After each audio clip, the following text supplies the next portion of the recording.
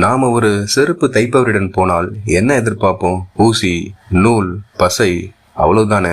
ஆனால் டெல்லியின் இந்த சாலையோரம் ஒரு மனிதர் இருக்கிறார். அவரிடம் போனால் உங்கள் செருப்பு மட்டும் தைக்கப்படாது, உங்கள் அறிவும் புதுப்பிக்கப்படும். ஒரு செருப்பு தைப்பவர் எப்படி ஒரு நூலகத்தை நடத்த முடியும்? கிஷான்லால் எனும் இந்த மனிதனின் கதை நம்மை தலைகுனிய வைக்கும் ஒரு பாடம். டெல்லியின் கன்னாட் பிளேஸ் பகுதியில் 40 ஆண்டுகளுக்கும் மேலாக செருப்பு தைக்கும் தொழில் செய்து வருபவர் தான் கிஷான்லால். வறுமை காரணமாக இவர் பள்ளிக்கு செல்லவில்லை.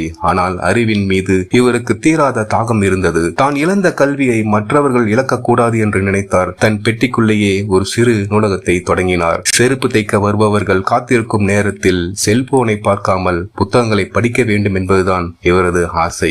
தினமும் தனக்கு கிடைக்கும் சொற்ப வருமானத்தில் ஒரு பகுதியை சேமித்து பழைய புத்தகங்களை வாங்குவார். ரயிலிலும் பேருந்திலும் யாராவது புத்தகங்களை விட்டு சென்றால் அதை எடுத்து சுத்தம் செய்து தன் நூலகத்தில் வைப்பார். என் கைகள் அழுக்காக இருக்கலாம், ஆனால் என் எண்ணங்கள் சுத்தமாக இருக்க வேண்டும் என்பார் கிஷான்லால். ஏழை மாணவர்கள் போட்டித் தேர்வுகளுக்கு படிக்க புத்தகங்கள் இல்லாமல் தவிப்பதை கண்டால் தன் சேகரிப்பில் இருந்து பணத்தை எடுத்து விலை உயர்ந்த புத்தகங்களை கூட அவர்களுக்கு இலவசமாக வாங்கி கொடுத்தார். ஆரம்பத்தில் இவரை பார்த்து பலர் சிரித்தார்கள். செருப்பு தைப்பவனுக்கு எதுக்கு இந்த புஸ்தகம் என்று ஏளனம் செய்தார்கள். ஆனால் காலப்போக்கில் இவரிடம் புத்தகம் வாங்கி படித்த பல மாணவர்கள் இன்று பெரிய அதிகாரிகளாக இருக்கிறார்கள். அவர்கள் இன்றும் இந்த சாலையோர நூலகத்தை தேடி வந்து இவருக்கு நன்றி சொல்கிறார்கள். ஒரு சாதாரண மனிதன் நினைத்தால் ஒரு சமுதாயத்தையே அறிவார்ந்த சமூகமாக மாற்ற முடியும் என்பதற்கு கிஷான்லால் ஒரு வாழும் சாட்சி. படிப்பு என்பது பள்ளிக்கூடத்தில் மட்டும் கிடைப்பதல்ல, அது தேடல் உள்ள எல்லா இடங்களிலும் கிடைக்கும். தோற்றத்தை பார்த்து மனிதர்களை எடை போடாதீர்கள். கிஷான்லால் தைப்பது கிழிந்த செருப்புகளை மட்டுமல்ல,